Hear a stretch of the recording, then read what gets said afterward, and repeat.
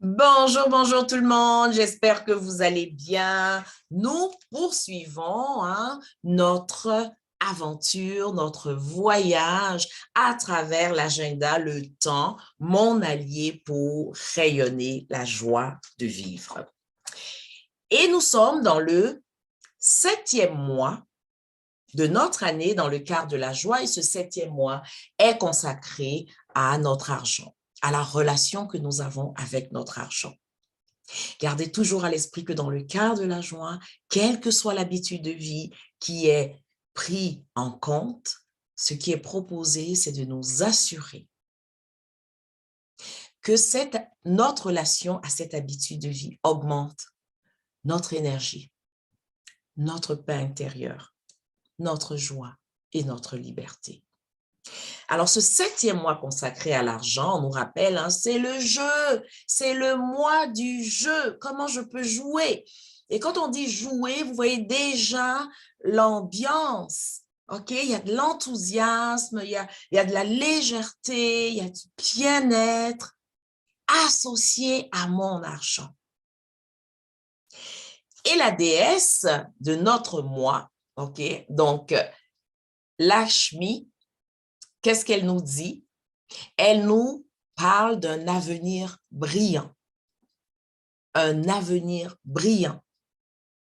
Alors, dans cette 29e semaine, est-ce que vous voulez incarner cela? Tout est expérience, un avenir brillant. Elle nous dit, cessez de vous faire du souci. Tout ira bien. Tout ira bien. Donc, toutes les expériences que je suis appelée à vivre, si je les accueille avec le message que Lakshmi nous donne, tout ira bien, waouh! D'accord? C'est moi qui fais de ma vie un miracle. D'accord? Donc, pendant ce 7e mois, okay, ce que je vous avais proposé, que je vous propose d'une semaine à l'autre, c'est le chapitre 20 de notre livre « Se libérer des fausses croyances sur l'argent », chapitre 20 qui nous parle des rôles de l'argent. Et dans cette 29e semaine, nous allons voir le 3e rôle de notre argent. Et c'est l'argent est fait pour être investi. D'accord? Alors, investir mon argent, c'est donner mon argent, ok, le faire sortir et en retour, je reçois, ok, de la valeur. Donc, de façon générale, nous allons investir dans tout ce qui est matériel. D'accord? Mon entreprise, de l'immobilier, ok? Donc, tout ce qui est palpable, matériel, qu'on est capable de voir, de toucher, de sentir, etc. Mais on n'a pas l'habitude d'investir dans le projet le plus important de notre vie. Ça veut dire investir en nous-mêmes.